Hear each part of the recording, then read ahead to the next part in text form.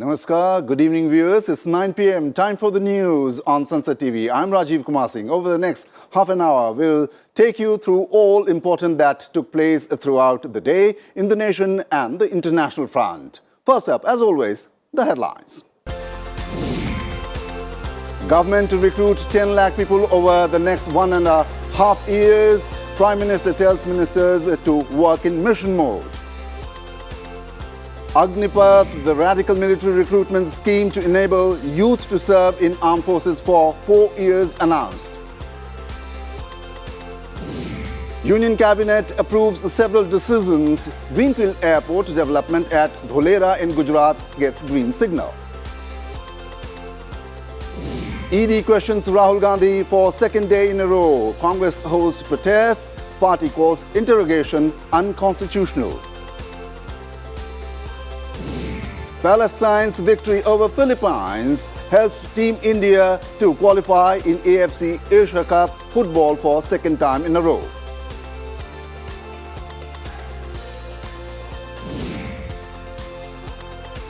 Now let us look at some more important news of the day. Sharad Pawar says he is not in the race for president ahead of the election on July 18th. His party NCP says he could be a contender if opposition shows the numbers. Mallikarjun Kharge, Jairam Ramesh and Randeep Surjewala to represent Congress at meeting convened by West Bengal Chief Minister Mamata Banerjee on the presidential election. Delhi Health Minister Satyendra Jain to remain behind bars till June 18th. Special judge reserves order on Jain's bail plea. Prime Minister Modi to chair first National Conference of Chief Secretaries in Dharamshala on 16th and 17th June. Meet to strengthen partnership between the centre and state governments. President Ramnath Kovind dedicates ISKCON Sri Rajadhiraj Govinda Temple in Bengaluru. Main deity are replicas of Tirupati's Lord Venkateshwara. Spanish Minister of Foreign Affairs, European Union and Cooperation, Jose Manuel Albaraz Bueno to reach New Delhi tomorrow. Talks with EAM Dr. S. Jayashankar on bilateral issues on the agenda. Delhi likely to get respite from heat wave as Met Department predicts light rain. Wholesale price inflation in May touches 15.88% on higher food prices. Union Civil Aviation Minister awards first type certificate under drone rules to Iotech World Aviation Private Limited. Company is one of India's leading manufacturers of Kisan drones. IPL media rights sold for rupees 48,390 crore for 5 years period. BCCI Secretary Jay Shah says revenue will be utilized to strengthen domestic cricket.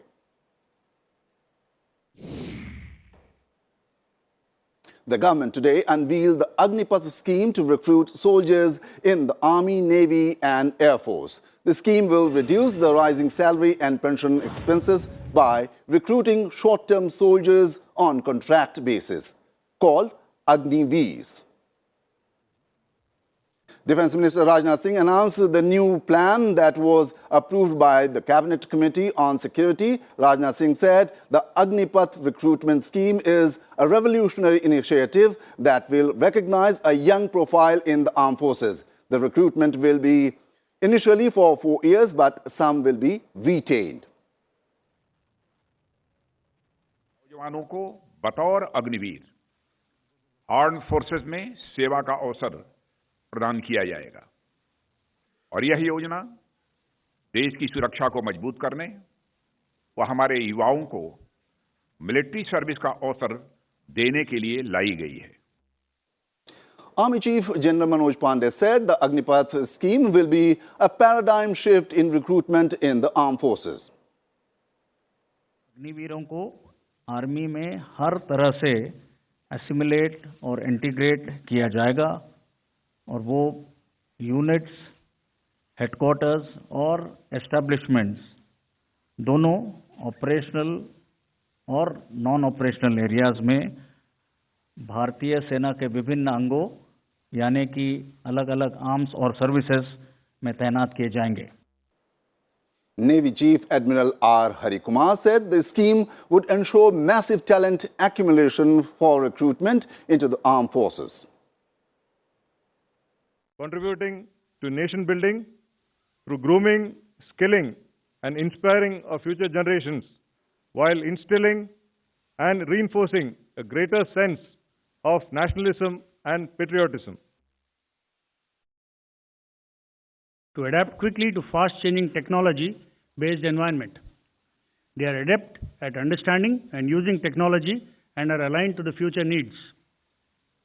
The Indian Air Force is looking to tap into this source of dynamic young people, train and expose them to high technology environment of the Indian Air Force, and hone their skills for future employment.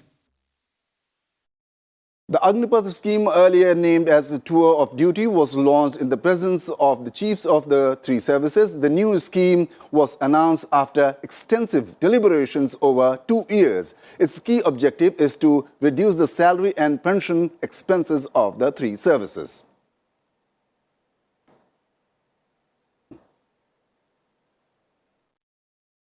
We are now joined by my colleague Vishal Dahiya to tell us more. Vishal, what makes this scheme exceptional? What are the special features of this scheme?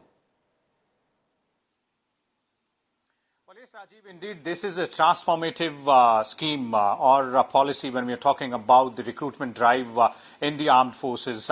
Agnipath, it is being called, and those recruited under the scheme will be known as Agniveers. Now, if you look at the contours of this particular scheme, then it's quite interesting. You know, the youngsters aged between 17 and a half to 21 years will be recruited in three armed forces for 4 years. They will undergo a rigorous training for 6 months, and during those 4 years, they will, get compensation at 4 particular levels. Now, a part of that compensation will go towards Seva Nidhi scheme. Now, that is a corpus wherein 30% contribution from the salaries of these Agniveers and equal contribution from the Government of India will be made to that particular corpus. That would be approximately 11.5 lakh rupees at the end of 4 years, plus interest accrued on that money. That is something which they will be entitled to at the end of their 4-year tenure with the armed forces. Now, another important aspect of the scheme is that the government says that after completion of 4 years, up to 25% of these Agniveers will be considered for regular employment with three armed forces. And that's quite important and interesting. That means that at least 1/4 of them will get a chance to continue serving with the armed forces. Now, what does it bring to the armed forces? It brings a younger, force, a younger personnel in terms of changing the age profile of the armed forces as well, more fitter, and given the future challenges we are talking about. The first year itself, we are looking at approximately 46,000 Agniveers to be recruited, and the government's press release says that they'll be at least they'll be done at least within 90 days. That means within 90 days the recruitment rallies will begin, and these Agniveers will be recruited.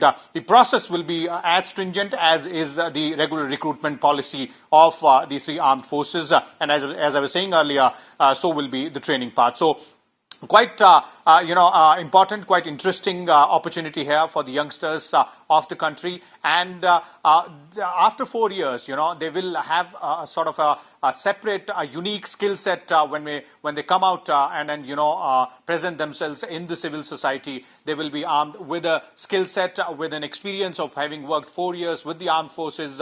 So they'll have bright career futures ahead of them. That is what the proposal looks like. Rajeev.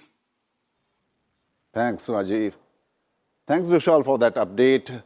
Prime Minister Modi has asked government departments and ministries to work in mission mode to recruit 1 million people in the next 1.5 years. The directive comes after a human resource review in all government departments and ministries, the PMO said. 10 lakh सरकारी भर्तियां अगले 18 महीने में पूरी की जाएं, ताकि जिन जिन विभागों में कोई पद खाली है उनको भरने का काम भी किया जाए और देश के लाखों युवाओं को 10 लाख सरकारी नौकरियां मोदी सरकार 18 महीने में भरने जा रही है।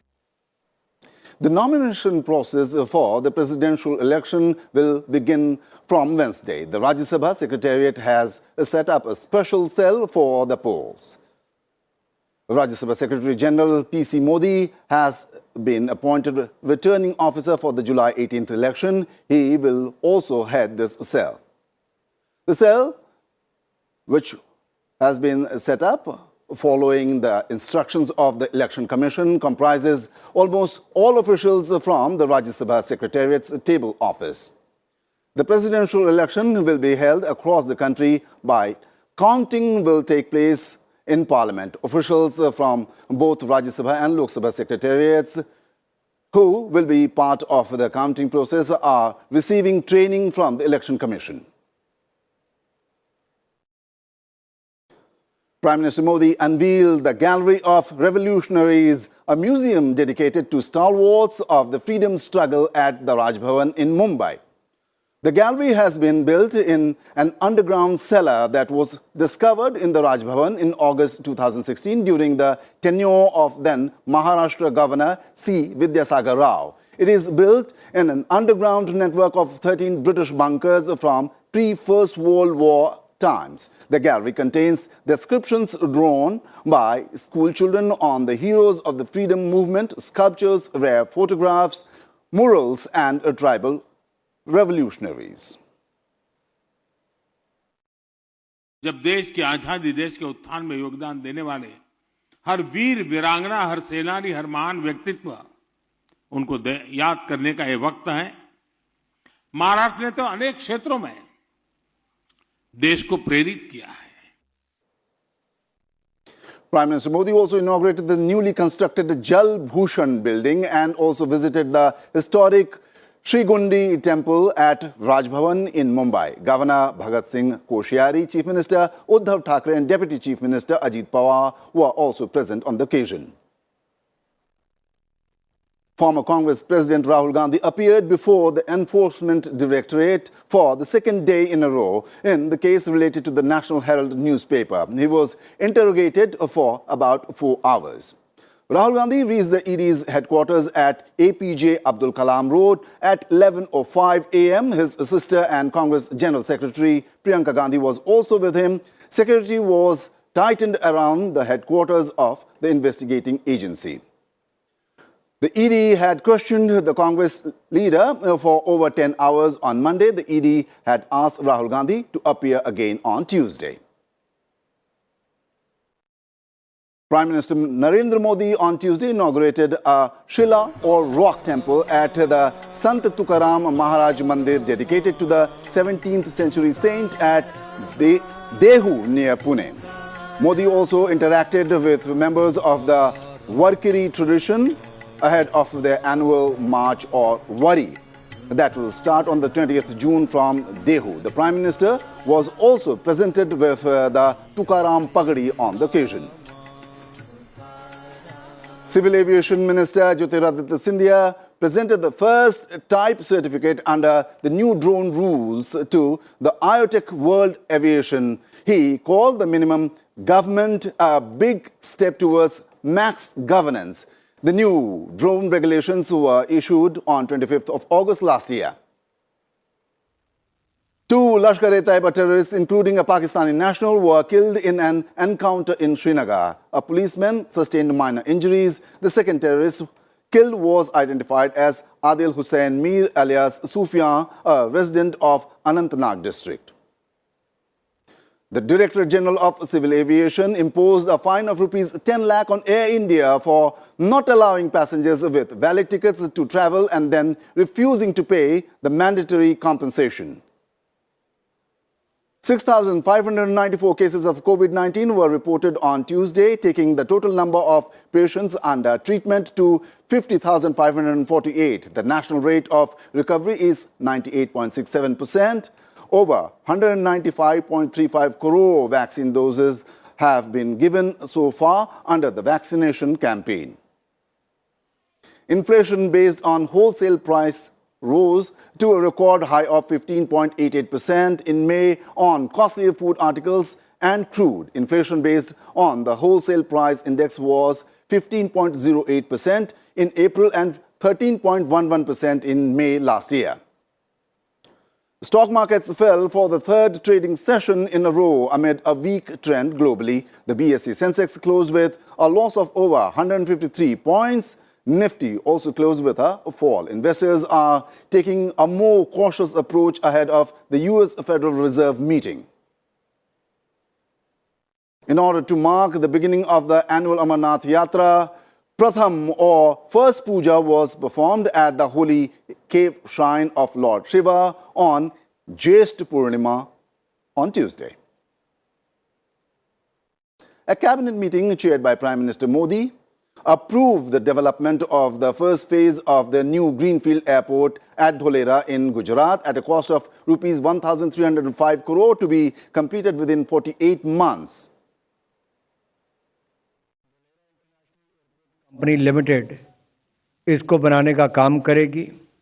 इसमें 51% share holding airport authority of India यानी कि भारत सरकार की होगी, गुजरात सरकार की 33% हिस्सेदारी होगी और national industrial corridor development and implementation trust NICDIT की 16% इसमें हिस्सेदारी होगी। The Cabinet Committee on Economic Affairs has approved a 3-year moratorium for the Cochin Port Authority to clear the dues of the Government of India amounting to rupees 446.83 crore to tide over the financial crisis arising out of the COVID-19 pandemic. Time for a short break here. On the other side, Ukrainians learning to laugh in order to stay sane amid the brutality that has killed tens of thousands of people. Your company uses computer vision to assess the quality of food products. As engineers, of course, we felt that technology can really help in objectifying the way quality assessment is done. What is the strategy to achieve this? We are developing our quality assessment technology to be able to very objectively ascertain the quality for these particular items or these particular commodities that we're dealing in. Let's hear the story of Agritech startup Praman and its founder Saurabh Saxena.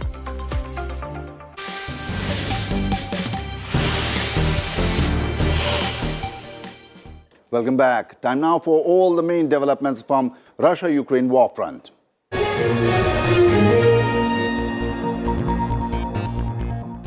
Ukrainian President Zelensky says Ukraine is paying a very high price in the battle for the Donbass. Russian forces are threatening to take the strategic eastern city of Severodonetsk in the region. In his daily address to the Ukrainian people, Zelensky said, "The price of this battle for us is very high. It is just scary." Ukrainian investigators exhumed 7 bodies from makeshift graves in a forest near Kiev. The bodies were found outside the village of Vozyl, less than 10 kilometers from Bucha, where Kiev alleges Russian forces who occupy the area carried out systemic executions to capture the capital.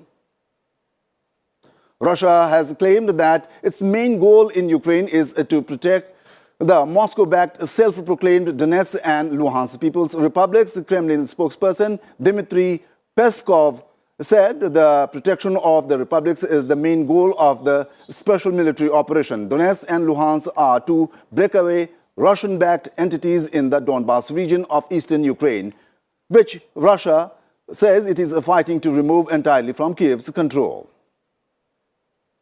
The training of Ukrainian troops on German howitzer will soon be completed, paving the way for the use of the weapons in the war in Ukraine, German Defense Minister Christine Lambrecht has said.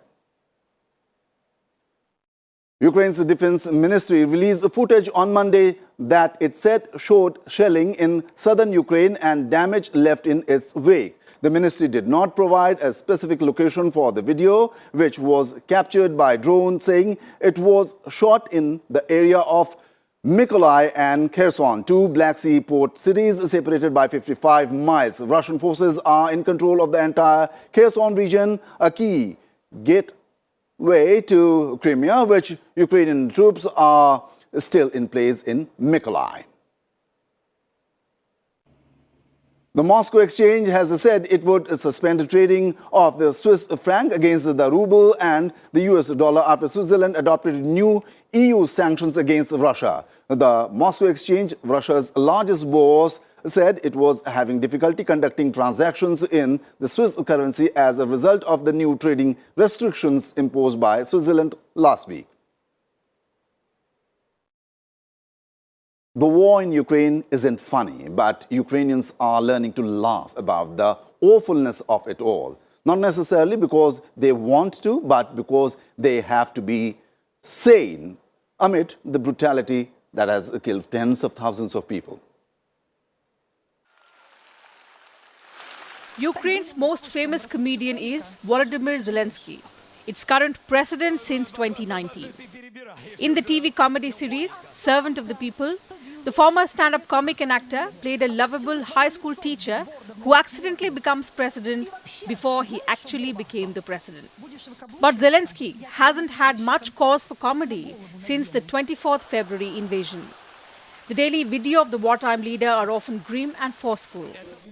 But while he works to rally international support, away from the front, Ukrainians are using jokes and humor as weapons against wartime anxiety and moroseness. Russian President Vladimir Putin and his troops, especially dead and wounded ones, are favorite targets of dark Ukrainian wartime humor. But there are boundaries. Ukrainian dead aren't laughed about, and the grimmest battles, among them the siege of Mariupol and the port city Azovstal steelworks, are far too raw for jokes. The same is true for atrocities in Bucha and elsewhere.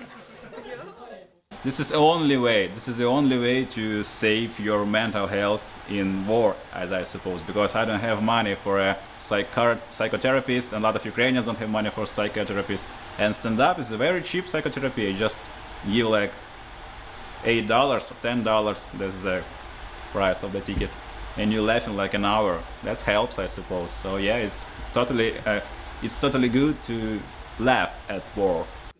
Tymoshenko and other comedians performed at the weekend in a basement comedy club in Kyiv.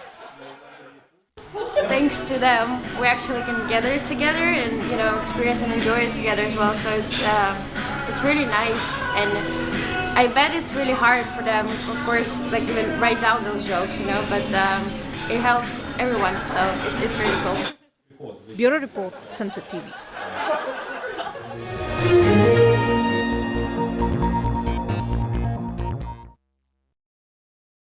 Time now for some other global updates.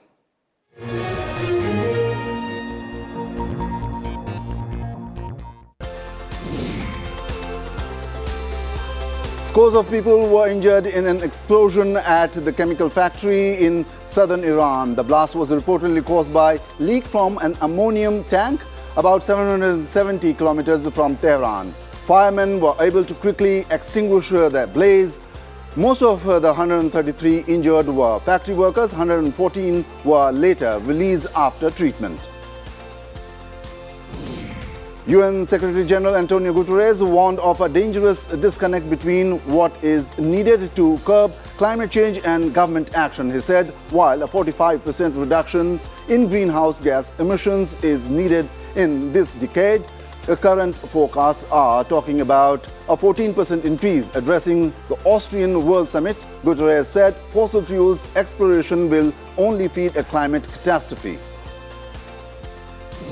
South Korea's top diplomat says North Korea has completed preparations for a new nuclear test. After talks with Secretary of State Antony Blinken in Washington, South Korean Foreign Minister Park Jin said the North would pay a price if it goes ahead as feared with what would be its seventh nuclear test in the coming days. Apart from sanctions, Park did not say what price would North pay or outline how deterrence policy would change.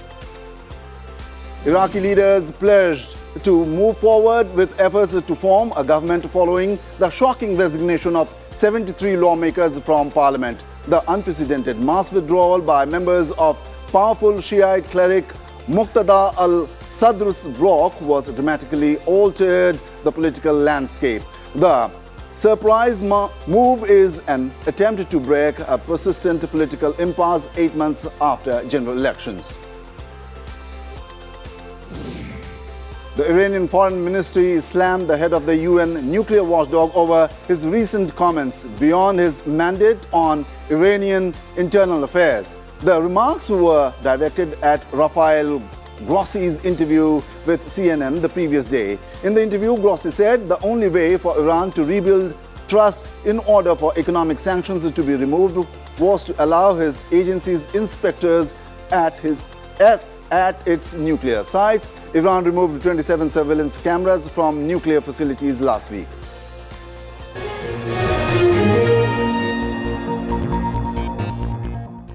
Time now for all the sporting action.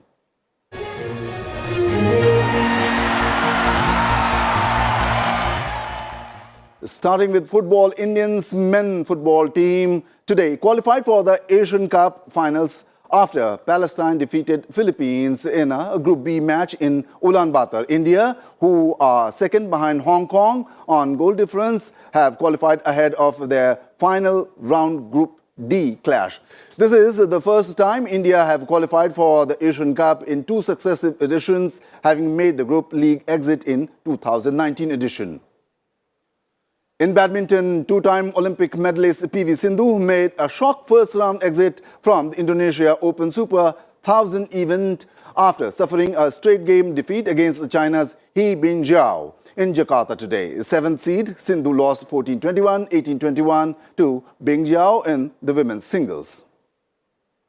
India's Sai Praneeth too lost in the first round of the Indonesia Open Super 1000 event. Praneeth lost to Denmark's Hans Christian Solberg Wittingers in straight games 16-21, 19-21.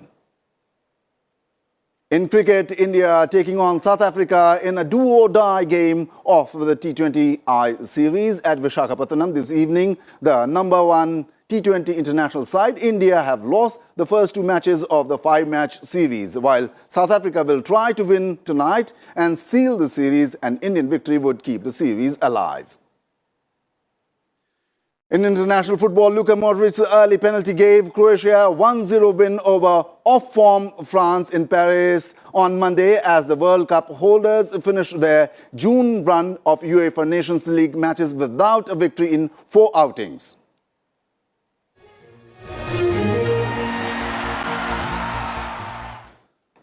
Before we wrap, let's take a look at the headlines once again. Government to recruit 10 lakh people over the next 1.5 years. The Prime Minister tells ministers to work in mission mode. Agnipath, the radical military recruitment scheme to enable youth to serve in armed forces for 4 years, announced.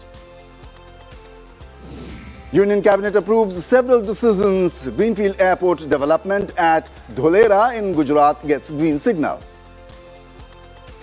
ED questions Rahul Gandhi for second day in a row. Congress holds protest. A party calls interrogation unconstitutional. Palestine's victory over Philippines helps Team India to qualify in AFC Asia Cup football for second time in a row. That's all we have in this bulletin. To keep yourself updated, stay tuned to Sansad TV. Till next time, goodbye. Namaskar.